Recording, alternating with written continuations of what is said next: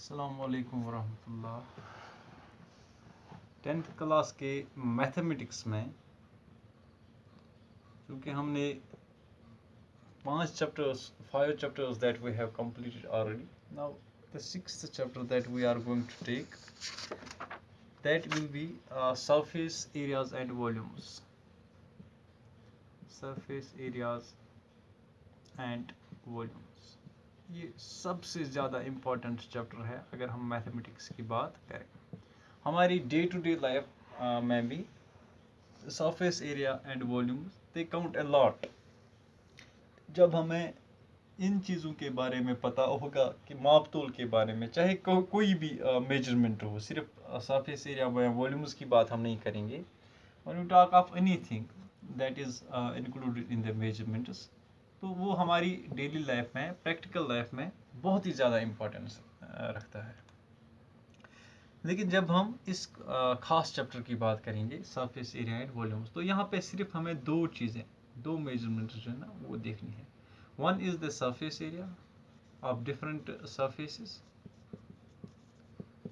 ठीक है ना। तो डिफरेंट जो हमारे पास ये अलग अलग तरह के, जैसे सिलेंडर है, स्फीयर है, अलग अलग शेप जो हमारी हैं, इसी तरह से कोन है। तो एक तो हमें इनका सरफेस एरिया देखना है, और दूसरा हम देखेंगे कि हम वॉल्यूम्स भी इन डिफरेंट शेप्स का कैसे निकालते हैं। इसके साथ साथ कुछ फार्मूलाज है जो हमें ज़रूरी तौर पे, यकीनी तौर पे और किसी भी हालत में जो हमें पता होनी चाहिए। बेहतर ही रहेगा, क्योंकि ऑनलाइन क्लासेस है, टाइम का भी ख्याल रखना पड़ता है कि साथ साथ में हम जहाँ पे जिस चीज़ की ज़रूरत पड़ेगी, क्योंकि पहली जो एक्सरसाइज है हमारी इसमें 13.1, it is related to only surface areas, इसमें सिर्फ सरफेस एरियाज है। और दूसरी एक्सरसाइज फिर वॉल्यूम्स के बारे में, तीसरी में फिर मिक्सड है, ठीक है ना। और चौथी है ना, that is only related to frustum of cone. तो वो भी हम इंशाल्लाह हम पढ़ेंगे कि पहले हमें ये पता होना चाहिए कि कोन क्या है, तो उसके बाद ही हमें पता चलेगा कि फ्रस्टम क्या होता है।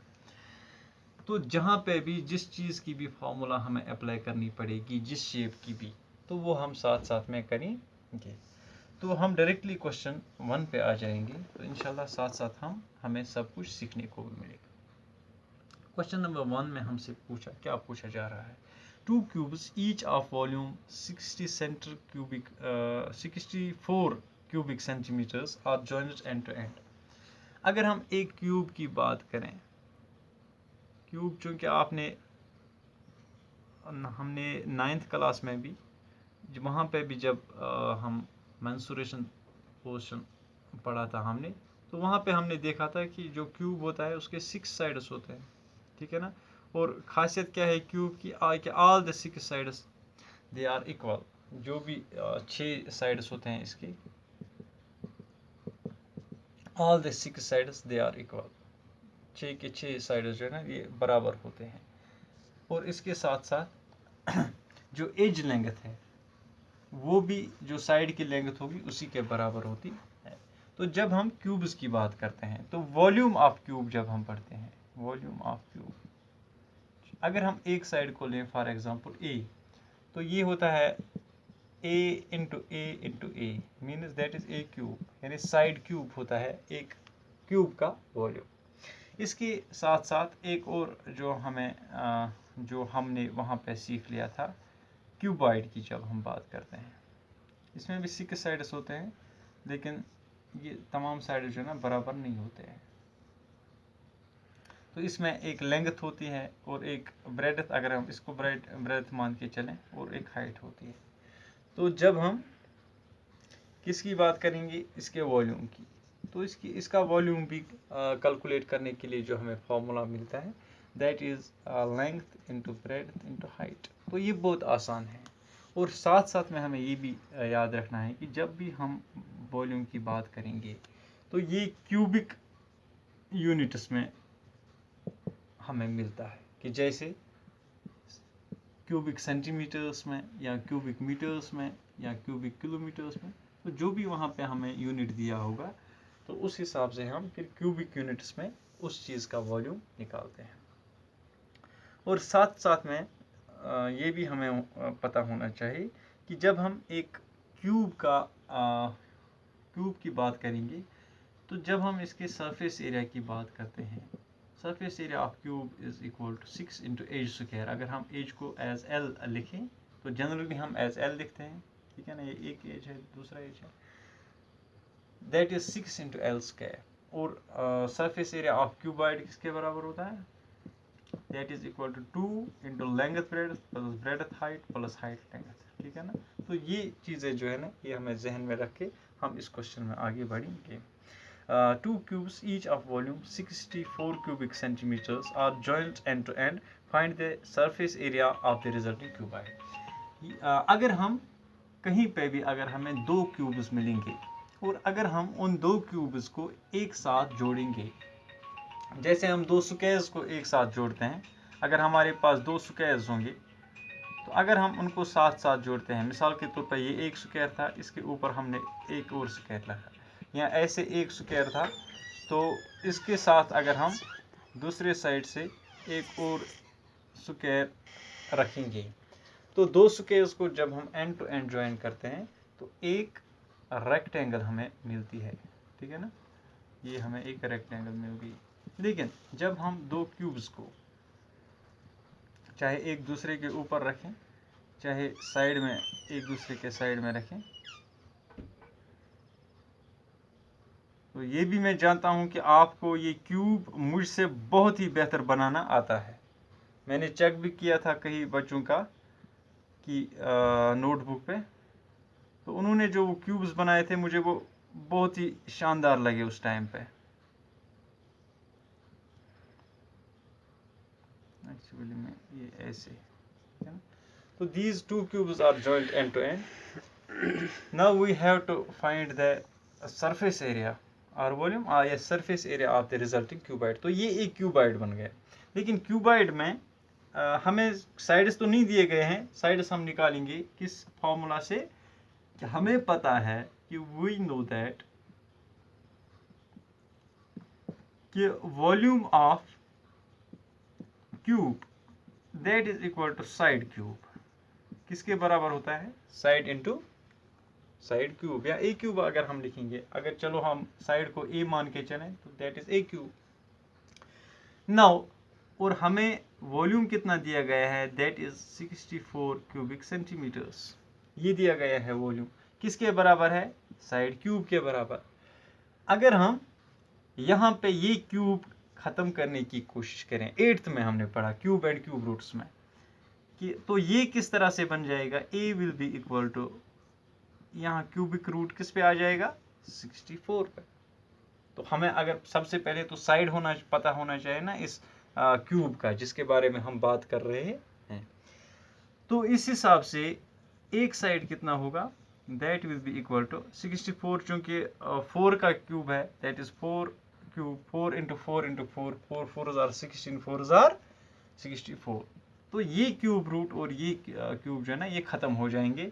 तो इसका मतलब है कि इस क्यूब का एक साइड कितना है, that is equal to 4 centimetre. तो अब इस क्यूब का एक साइड 4 सेंटीमीटर है, ठीक है ना, दूसरा साइड भी कितना है, 4 सेंटीमीटर, और तीसरा साइड भी कितना होगा, all the 6 sides will be of the 4 centimetre.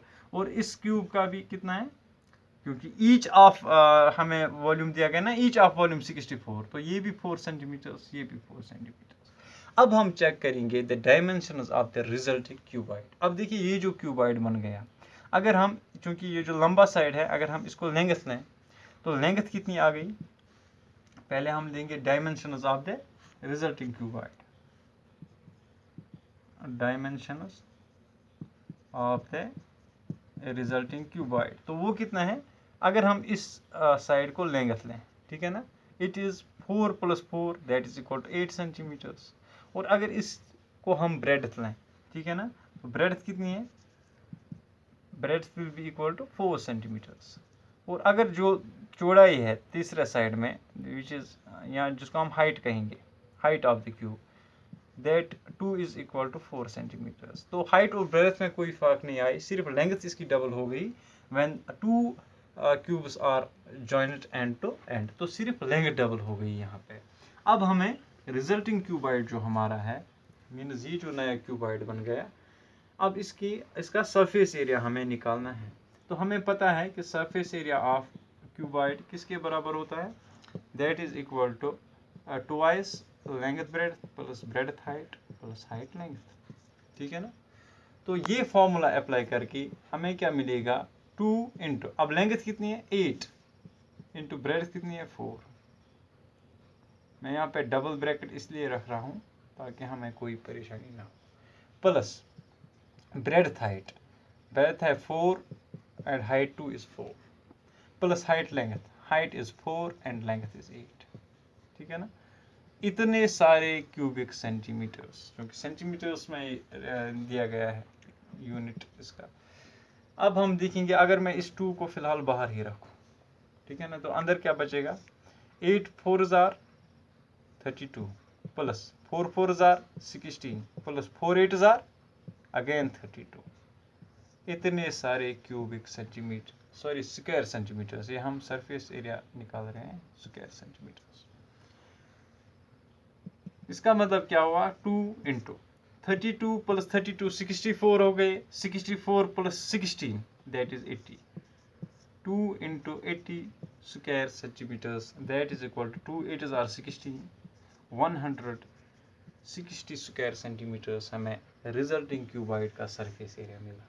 और अगर हमें इसका ये वॉल्यूम निकालना होता तो वो कितना आ जाता, volume would have been length into breadth into height, that would have been 8 into 4 into 4, 8 4s are 32, 32 into 4s are that is equal to 128 square cubic centimetres, ठीक है ना। तो ये चूंकि हमें पूछा ही नहीं गया वॉल्यूम के बारे में, तो लिहाजा हमारा जो सॉल्यूशन है that will be restricted to this very point, that is equal to surface area of the resulting cuboid will be 160 square centimeters.